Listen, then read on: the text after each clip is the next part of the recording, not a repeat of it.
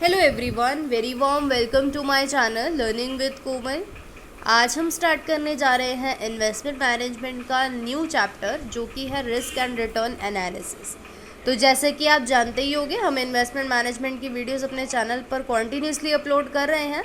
I hope you have watched the previous videos also. और अगर आपने वॉच नहीं करी है तो डिस्क्रिप्शन बॉक्स में मैंने एक लिंक प्रोवाइड किया है, प्लेलिस्ट का लिंक है वो। इन्वेस्टमेंट मैनेजमेंट की सारी वीडियोस आपको उसी सिंगल लिंक में मिल जाएगी। और चैनल को अभी तक सब्सक्राइब नहीं किया है तो मेरी आपसे एक हम्बल रिक्वेस्ट रहेगी, चैनल को सब्सक्राइब ज़रूर कर ले, बेल आइकन को ज़रूर प्रेस कर ले, क्योंकि ऐसी ही वीडियोस हम अपने चैनल पर लाते हैं जो आपके लिए काफ़ी ज़्यादा हेल्पफुल होती है। और वीडियो को प्लीज़ अपने क्लास ग्रुप में ज़रूर शेयर करें और वीडियो को लाइक करना बिल्कुल ना भूलें। चलिए फिर स्टार्ट करते हैं आज का टॉपिक बिना टाइम वेस्ट किए। तो जैसा कि आप स्क्रीन पे देख रहे हैं, रिस्क एंड रिटर्न एनालिसिस। तो रिस्क एंड रिटर्न एनालिसिस हमें गिवन है। तो आज की वीडियो में जैसे कि आप जानते हो, हम इंट्रोडक्शन कवर करेंगे, मीनिंग कवर करेंगे और टाइप्स ऑफ रिस्क को कवर करेंगे। तो इंट्रोडक्शन हमें सबसे पहले गिवन है कि any rational investor before investing his or her wealth in a stock analyses the risk associated with it. अब कोई भी इन्वेस्टर हो, इन्वेस्टिंग करने से पहले अपने जो भी उनकी वेल्थ है उसको इन्वेस्ट करने से पहले वो एनालाइज भी तो करेंगे ना, कि जहाँ पर वो इन्वेस्ट कर रहे हैं, जिस स्टॉक में वो इन्वेस्ट कर रहे हैं, उसके साथ जुड़ा रिस्क कितना है। तो इसको एनालाइज करते हैं, राइट, एनालिसिस करते हैं। तो the returns are dependent on the varying degrees of risk. तो रिटर्न्स भी किस पर डिपेंड करता है? रिस्क की डिग्री पर, कि रिस्क कितना है उस पर आपका रिटर्न डिपेंड करता है। It is a fact that equity investment is the most risky investment in all financial markets. तो आप जानते हो, जो इक्विटी इन्वेस्टमेंट है, यानी कि इक्विटी शेयर्स में इन्वेस्ट करना ज़्यादा रिस्की माना गया है, सबसे ज़्यादा रिस्की माना गया है फाइनेंशियल मार्केट्स में।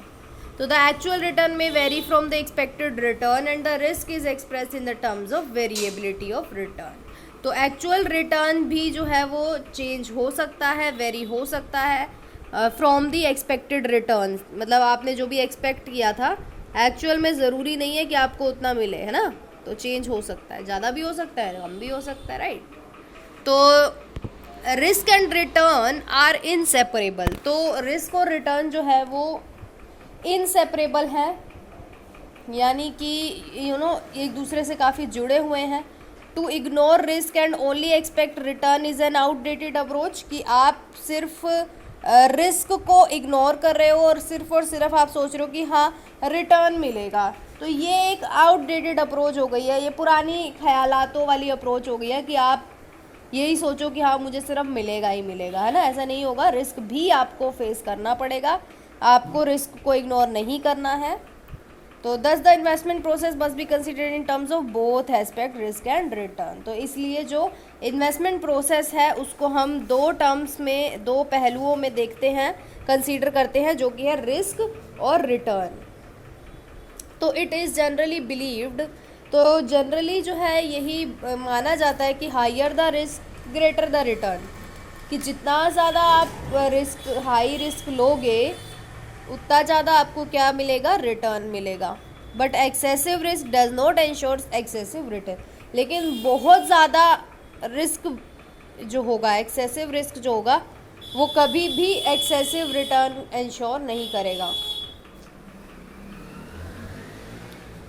Therefore, investors should analyze the risk factor because knowledge of risk help them plan their portfolios to minimize risk. इसी प्रकार जो इन्वेस्टर हैं उनको एनालाइज करना पड़ेगा रिस्क फैक्टर्स को, क्योंकि रिस्क की नॉलेज होना, रिस्क की ज्ञान होना बहुत ज़रूरी है और वो उनकी हेल्प करेगा रिस्क को मिनिमाइज़ करने में। उनके पोर्टफोलियोज में जो भी रिस्क है उनको मिनिमाइज़ करने में हेल्प करेगा। क्या? रिस्क फैक्टर्स को एनालाइज करना। अब हम बात करेंगे कि मतलब क्या होता है, इस रिस्क का मतलब क्या है। तो risk as per dictionary is the possibility of loss और इंजरी एंड द डिग्री और प्रोबेबिलिटी ऑफ सच लॉस। कि डिक्शनरी के अकॉर्डिंग अगर हम बात करें तो रिस्क क्या है? लॉस या फिर इंजरी की पॉसिबिलिटी है, मतलब आपको नुकसान होने की संभावना है, राइट, और डिग्री है कि कितना आपको नुकसान हो सकता है, राइट, कितना आपको लॉस हो सकता है। तो risk is defined as variability in return. तो रिस्क को कैसे डिफाइन किया गया है कि आपके रिटर्न में कितनी वेरिएबिलिटी है, आपका रिटर्न कितना चेंज हो सकता है जो भी आपने एक्सपेक्ट किया हुआ है। तो it is the chance of actual return being less than the expected return. तो ये क्या है, रिस्क एक ऐसा चांस है जिसमें आपका एक्चुअल रिटर्न कम होगा आपके एक्सपेक्टेड रिटर्न से, जो भी आपने एक्सपेक्ट किया था। तो इसी प्रकार risk means any deviation from expected return, कि जितना आप एक्सपेक्ट करके चल रहे हो और जितना एक्चुअल आ रहा है, उन दोनों को जब आप माइनस करोगे, उन दोनों का जो डिफरेंस आएगा वो क्या है, रिस्क है, राइट। तो risk and uncertainty are an integral part of an investment decision. तो इन्वेस्टमेंट डिसीजन का इंटीग्रल पार्ट बोला गया है रिस्क और अनसर्टेनिटी को। अनसर्टेनिटी मतलब अनिश्चितता, जिसमें कुछ भी सर्टेन नहीं है, वो अनसर्टेन है, राइट। तो टेक्निकली अगर हम बात करें, risk can be defined as a situation where the possible consequences of the decisions are known. तो रिस्क को अगर हम टेक्निकली बात करें तो रिस्क को आप कैसे डिफाइन कर सकते हो, एक ऐसी सिचुएशन जहाँ पर जो भी पॉसिबल कॉन्सिक्वेंसेज है, जो भी कॉन्सिक्वेंसेज का मतलब होता है जो भी परिणाम है, जो पॉसिबल कॉन्सिक्वेंसेज है डिसीजन के, वो पता हो, आर नॉन, राइट।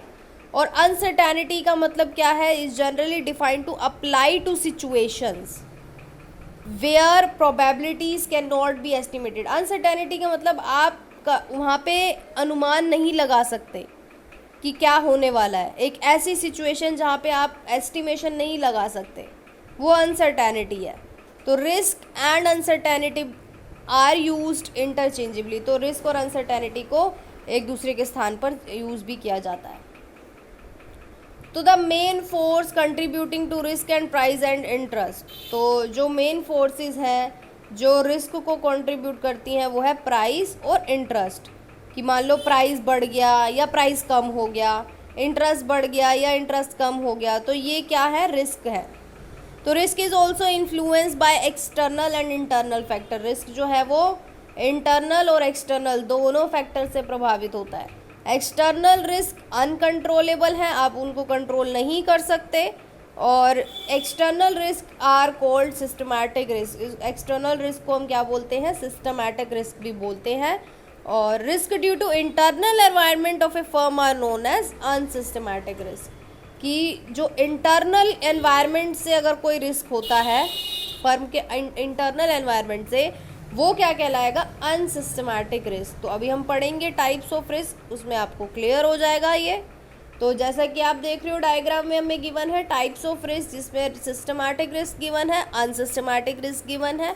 सिस्टमैटिक कौन सा होता है, market risk, interest rate risk, purchasing power risk, और अनसिस्टमैटिक होता है बिजनेस रिस्क और फाइनेंशियल रिस्क। तो सबसे पहले हम किसकी बात करेंगे, सिस्टमैटिक रिस्क की बात करेंगे। तो सिस्टमैटिक रिस्क जो है वो नॉन डाइवर्सिफिएबल रिस्क है, मतलब आप उसको डाइवर्सिफाई नहीं कर सकते, राइट। मतलब वो अनकंट्रोलेबल है, आप उसको कंट्रोल नहीं कर सकते। क्यों, क्योंकि it affect the market as a whole, क्योंकि ये पूरे बाजार को, पूरे मार्केट को प्रभावित करता है ये risk. Economic conditions, the political situations, the sociological changes, ये क्या करते हैं, सिक्योरिटीज़ मार्केट को अफेक्ट करते हैं। और जो भी इफ़ेक्ट है इकोनॉमिक कंडीशंस का, पॉलिटिकल सिचुएशंस का, सोशियोलॉजिकल चेंजेस का, वो प्रेशर डालते हैं ऑन ऑल सिक्योरिटीज़, सभी सिक्योरिटीज़ पर, in such a way that the prices of all stock move in the same direction. मतलब इस तरीके से वो प्रेशर डालते हैं सिक्योरिटीज़ पर, जिसमें क्या होता है, जो प्राइजेज है स्टॉक के वो सेम डायरेक्शन में ही मूव करते हैं। अब हमें यहाँ पे ना एक एग्जाम्पल गिवन है, वो पढ़ लेते हैं। क्या गिवन है कि ड्यूरिंग अ बूम पीरियड, जब हमारा बिजनेस साइकिल में बूम पीरियड चल रहा होता है, तो सभी सिक्योरिटीज़ के प्राइस क्या होते हैं, राइज होते हैं, बढ़ते हैं। तो एक तरीके से क्या हो रहा है, सेम डायरेक्शन में प्राइस मूवमेंट हो रहा है, राइट। और इंडिकेट करता है कि economy is moving towards prosperity, कि इकोनॉमी जो है वो प्रोस्पेरिटी की ओर बढ़ रही है, यानी कि अच्छी इकोनॉमी, बेसिकली अच्छी कंडीशन, राइट। तो ये जो है सिस्टमैटिक रिस्क जो है वो अनअवॉइडेबल है, आप इसको अवॉइड मतलब अनअवॉइडेबल है, इसको आप अवॉइड नहीं कर सकते, ठीक है, अनअवॉइडेबल है ये। तो systematic risk is future further divided into following.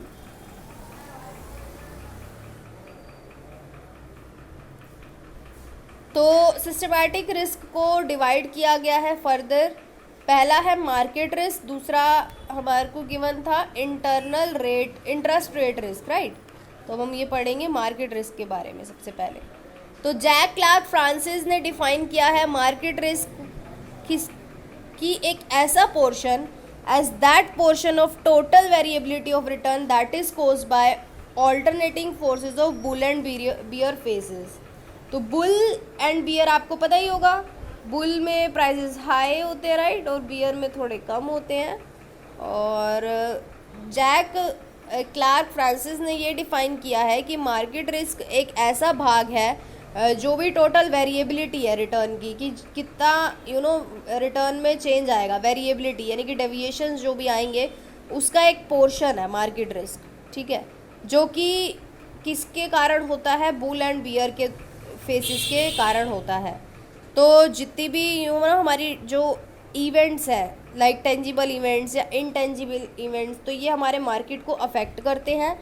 Investors का जो रिएक्शन होता है टेंजिबल और इनटेंजिबल इवेंट्स की ओर is the main cause affecting marketing risk. तो इसकी वजह से क्या होता है, मार्केटिंग रिस्क होता है, क्योंकि इन्वेस्टर्स जो है वो रिएक्ट करते हैं, उनका जो रिएक्शन होता है ना इंटेंजिबल और इनटेंजिबल इवेंट्स के टूवर्ड्स, तो उसकी वजह से जो है क्या होता है, मार्केटिंग रिस्क आता है। और during bull and bear phases more than 80% of securities prices rise और fall along with this stock market indexes, कि जब बुल पीरियड आया तो 80% बुल और बियर फेसेस जब आते हैं ना, तो 80% ऑफ सिक्योरिटी यानी कि 80% सिक्योरिटी के प्राइजेस गिरते हैं या बढ़ते हैं। तो द मार्केट, अब यहाँ पे एक बात बोली गई है, when the security market index moves upward haltingly मतलब टेम्पररीली, यानी कि टेम्पररी कुछ होता है ना, कुछ जैसे कुछ देर के लिए, कुछ टाइम के लिए, जो जिसे हम बोलते हैं। तो जब सिक्योरिटी के मार्केट जो इंडेक्स है जब वो ऊपर की ओर जाता है कुछ पीरियड के लिए, तो उसको हम बोलते हैं बुल मार्केट। और बुल मार्केट में in a bull market the index moves from a low level is to peak, मतलब लो लेवल से पीक पर जाता है, ऊपर की ओर जाता है। तो bull market is associated with rising investor confidence. यहाँ पर बुल मार्केट में क्या होता है, इन्वेस्टर का कॉन्फिडेंस बढ़ता है, एक्सपेक्टेशंस बढ़ती हैं कैपिटल गेन के लिए, कि हाँ भाई उनको फ़ायदा होगा, राइट। और बियर मार्केट उसका जस्ट रिवर्स होता है, उल्टा होता है, ठीक है। अब यहाँ पे टेंजिबल इवेंट और इनटेंजिबल इवेंट के बारे में बोला गया है। तो टेंजिबल क्या है, दीज आर रियल इवेंट्स, जैसे कि आपका हो गया वॉर, युद्ध हो गया, राइट, आपकी कंट्री में युद्ध हो गया किसी दूसरी कंट्री के साथ, या अर्थक्वेक आ गया, या पॉलिटिकल अनसर्टेनिटी आ गई, है ना, गवर्नमेंट में भी काफ़ी ज़्यादा होता रहता है कुछ ना कुछ, और आपकी वैल्यू ऑफ करेंसी में फॉल आ गया। तो ये कौन से इवेंट्स होते हैं, टेंजिबल इवेंट्स होते हैं, जो कि रिस्क को प्रभावित करते हैं, रिटर्न को प्रभावित करते हैं, राइट। इंटेंजिबल इवेंट्स क्या होते हैं, ये मार्केट साइकोलॉजी से संबंधित होते हैं, यानी कि such psychology is affected by real events, और ये जो साइकोलॉजी है ये रियल इवेंट से ही प्रभावित होती है। तो however reaction to tangible event become over reaction and push the market इधर अपवर्ड और डाउनवर्ड। अब यहाँ पे बोला गया है कि जब टेंजिबल इवेंट आता है, यानी कि कोई अर्थक्वेक आया या कुछ भी हुआ, बड़ी चीज़ हुई, और उसकी वजह से जो ओवर रिएक्शंस हुए, उससे क्या होता है, या तो मार्केट अप चली जाएगी या डाउन चली जाएगी। जैसे कि अभी हमारा कोविड चला, तो कोविड जब आया था तो एक तरीके से ये क्या था, टेंजिबल इवेंट ही तो था, है ना, जिस वजह से मार्केट गिरी, है ना। तो ये बोला गया है यहाँ पे basically. Now let's talk about the second type of risk, that is interest rate risk. तो इंटरेस्ट रेट रिस्क के बारे में क्या बोला गया है, interest rate risk is the variation in the return caused by fluctuation in the market interest rate. कि interest rate risk जो है वो क्या है, वेरिएशन है, किस में वेरिएशन, किस में चेंज, रिटर्न में चेंज, रिटर्न में वेरिएशन होना, जो कि किस कारण होता है, फ्लक्चुएशन के कारण होता है। क्योंकि मतलब फ्लक्चुएशंस हो रही हैं मार्केट इंटरेस्ट रेट में, उसके कारण क्या होता है, आपके रिटर्न में वेरिएशन आता है, और उसी को हम क्या बोलते हैं, इंटरेस्ट रेट रिस्क बोलते हैं। तो इंटरेस्ट रेट कॉन्टीन्यूसली चेंज होता है बॉन्ड्स के लिए, प्रेफर्ड स्टॉक के लिए, इक्विटी स्टॉक के लिए। तो interest rate risk can be reduce. अब आप इंटरेस्ट रेट को रिस्क को कम भी कर सकते हो इन्वेस्टिंग इन डाइवर्सिफाइड सिक्योरिटीज़, मतलब आप अलग अलग टाइप की सिक्योरिटीज़ में इन्वेस्ट करोगे तो आप अपने रिस्क को कम कर पाओगे। ऑलराइट, और उनकी जो मैच्योरिटी डेट्स होनी चाहिए वो भी डिफरेंट होनी चाहिए, यानी कि सेम ही मैच्योरिटी डेट्स होनी चाहिए, ऐसा नहीं होगा, तो तभी आप अपने रिस्क को कम कर पाओगे। तो अ गवर्नमेंट बॉन्ड और bond issued by the financial institution like it be is a risk less bond. तो गवर्नमेंट के जो बॉन्ड होते हैं और इट बी के द्वारा जो भी इशू किए जाते हैं वो रिस्क लेस बॉन्ड कहलाते हैं। और आप जानते ही हो गवर्नमेंट के जो बॉन्ड होते हैं उस पर लोअर रेट होता है इंटरेस्ट का, लेकिन फिर भी अगर आपको अपने रिस्क को कम करना है तो आपको उनमें इन्वेस्ट करना ही पड़ेगा, आपको अपने रिस्क को डाइवर्सिफाई करना ही पड़ेगा। और यहाँ पे एक बात बोली गई है, most commonly interest rate affect the following. तो पहला बॉन्ड रिटर्न है, दूसरा कॉस्ट ऑफ बोरोइंग है।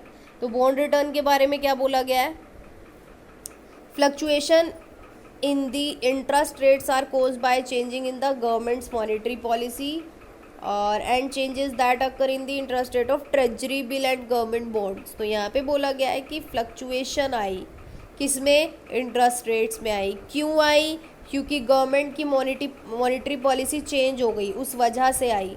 तो चेंजेस हुए किसमें, इंटरेस्ट रेट में, जो भी गवर्नमेंट के बॉन्ड्स थे, जो भी ट्रेजरी बिल इशू किए गए थे गवर्नमेंट के द्वारा, उसके इंटरेस्ट रेट में चेंज आया। तो these causes change in the bond price, इस वजह से क्या हुआ, बॉन्ड का प्राइस चेंज हो गया, रिटर्न चेंज हो गया, और which in turn lead to change in investment pattern, लोगों के इन्वेस्टमेंट पैटर्न ही चेंज हो गए, है ना।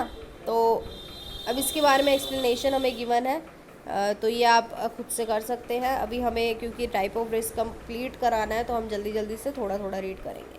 कॉस्ट ऑफ बोरोइंग की बात करेंगे तो द रिस्क और fall in interest rate affect the cost of borrowing, कि जब इंटरेस्ट रेट गिरता है या इंटरेस्ट रेट बढ़ता है, राइज और फॉल होता है, राइट, तो ये कॉस्ट ऑफ बोरोइंग को भी अफेक्ट करता है। स्टॉक ट्रेडर्स, कॉरपोरेट बॉडीज़ को भी ये अफेक्ट करता है, ठीक है। तो most stock traders trade in stock market, आप जानते हो ज़्यादातर स्टॉक ट्रेडर्स जो है वो स्टॉक मार्केट में ट्रेड करते हैं बोरोड फंड के साथ। बोरोड फंड यानी कि उधार लेके पैसा फिर वो स्टॉक मार्केट में लगाते हैं। तो the increase in the cost of margin affect the profitability of the trader. तो आप जानते ही हो जब उनका कॉस्ट ऑफ मार्जिन बढ़ेगा तो उनको फ़ायदा होगा, ऐसे ही अगर फॉल होगा तो उनको नुकसान होगा, राइट। तो leads to a fall in the, और जिससे क्या होगा, स्टॉक इंडेक्स की वैल्यू में भी फॉल हो जाएगा। Now let's talk about purchasing power risk. तो परचेजिंग पावर रिस्क को हम इन्फ्लेशन रिस्क भी बोलते हैं, और ये रिस्क तब अराइज होता है out of change in the price of goods, जब गुड्स एंड सर्विसेज का प्राइस जो है वो चेंज होता है तब। तो inflation is the reason behind the loss of purchasing power. जब आपकी परचेजिंग पावर कम हो रही है इसका मतलब महंगाई हो रही है, राइट। इन्फ्लेशन की वजह से आपकी परचेजिंग पावर कम हो रही है। तो inflation defined as a continuous increases in price. Inflation को हम कैसे बोल सकते हैं कि प्राइजेज लगातार बढ़ रहे हैं जिस वजह से महंगाई हो रही है और आपकी परचेजिंग पावर कम हो रही है। इज़ अ सीरियस रिस्क, इसको सीरियस रिस्क बोला गया है। और for any long term investor, कोई भी ऐसा लॉन्ग टर्म इन्वेस्टर है जो लंबे समय तक इन्वेस्टिंग करने में इंटरेस्टेड है, तो उसके लिए ज़्यादा सीरियस रिस्क है। तो in India purchasing power risk is associated with inflation and rising prices in the economy. तो इंडिया में जो परचेजिंग पावर रिस्क है वो किससे एसोसिएटेड है, इन्फ्लेशन से और राइजिंग प्राइजेस से। जो भी हमारी इकोनॉमी में प्राइस बढ़ रहे हैं, इन्फ्लेशन हो रहा है, तो उससे एसोसिएटेड है ये।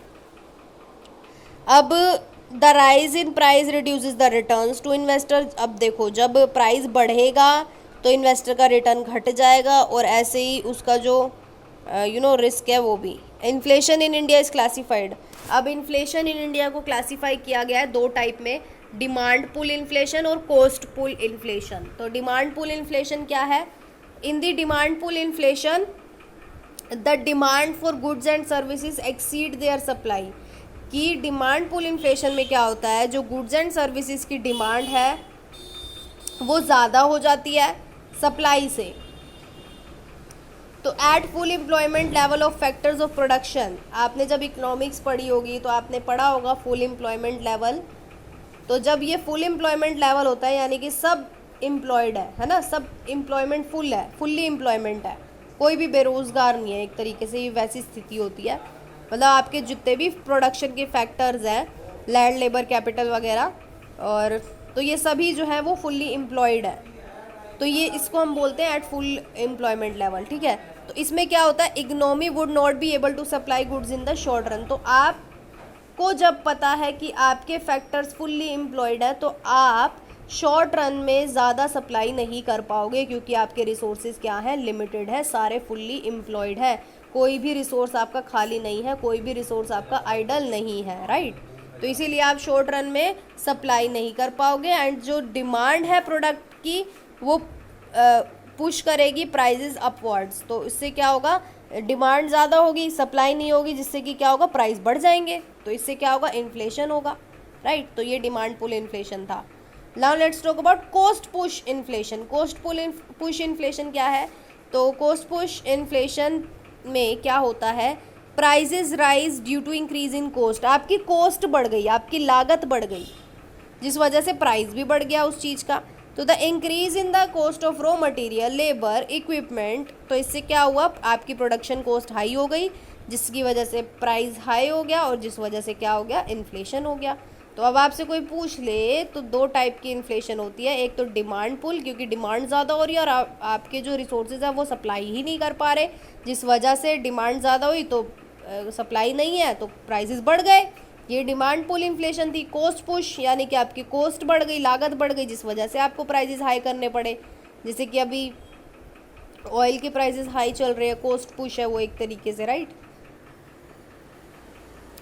Now let's talk about unsystematic risk. तो अनसिस्टमैटिक रिस्क इंटरनल एनवायरनमेंट होता है basically, which affect the internal environment of a firm और industry in unique and peculiar to a firm of an industry. तो it also causes variability of return, it also causes variability of return for a company stock. तो ये जो है किस वजह से होता है, कंपनी के स्टॉक की वजह से भी होता है, कि कंपनी के लिए जो स्टॉक है उसमें जो रिटर्न्स में वेरिएबिलिटी आ रही है तो उसके लिए भी। तो अनसिस्टमैटिक रिस्क कैसे अराइज होता है वो देखते हैं। फाइनेंशियल लीवरेज है इसका कारण, मैनेजरियल इनएफिशिएंसी है कि मैनेजमेंट ढंग से काम नहीं कर रहा, या फिर टेक्नोलॉजिकल चेंजेस आए आपके प्रोडक्शन प्रोसेस में, या फिर रॉ मटेरियल की availability, changes in consumer preference and labour problems. तो अनसिस्टमैटिक रिस्क के अंडर जो उसके जो पार्ट्स हैं, लाइक बिजनेस रिस्क हो गया, है ना, तो ये सब हम जो है लाइक ये हमने पढ़ा था यहाँ पर बिजनेस रिस्क और फाइनेंशियल रिस्क। तो बिजनेस रिस्क और फाइनेंशियल रिस्क को हम नेक्स्ट वीडियो में कवर करेंगे। आज की वीडियो में इतना ही बहुत है, राइट। और वीडियो को लाइक करना बिल्कुल ना भूलें, शेयर ज़रूर करें अपने क्लास ग्रुप में, डिस्क्रिप्शन बॉक्स में लिंक ज़रूर चेक करें, कमेंट ज़रूर करें। Thank you so much.